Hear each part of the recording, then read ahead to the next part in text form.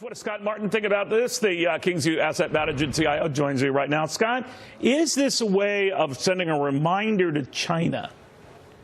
I believe it is, Neil, and I think it's also a little bit of low-hanging fruit here. I mean, it's funny to talk about countries, to me at least, to talk about countries like Argentina and Brazil and currency manipulation. I mean, if you look at history, they've been doing that for years and years and years, so that's something that they do.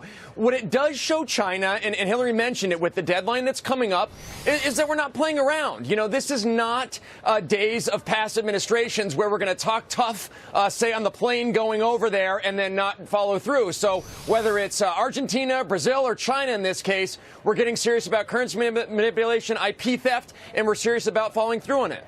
I'm wondering, too, if the president is getting impatient. He seemed to indicate a little of that before he left the White House for Europe for this NATO 70th anniversary event, that it's dragging on and it's eating at it.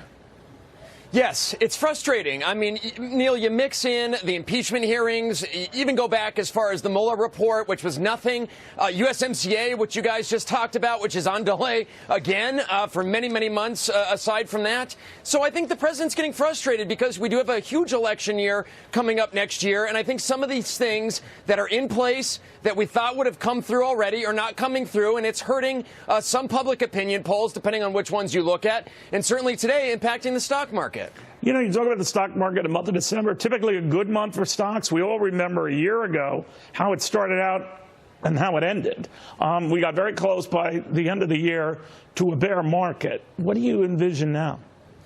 I think some volatility is going to come in just because, as a reminder to investors and our clients, the markets don't go up every day, all day long. So there's certainly some party punch that needs to be spilled out there. Last year is a great point, though, Neil. You know, that ruined my Festivus holidays, frankly, because we had one of the worst runs in December that we'd ever seen, I think since the 1920s. So it's a reminder that even though things, and the market bounced back after that, even though things can feel terrible short term, which they may do here for the next few days or even weeks, the market overall is, to me, in still very good shape, as is the economy. Higher prices are to come. All right, Scott Martin, thank you very, very much, my friend. Meanwhile, we're getting word.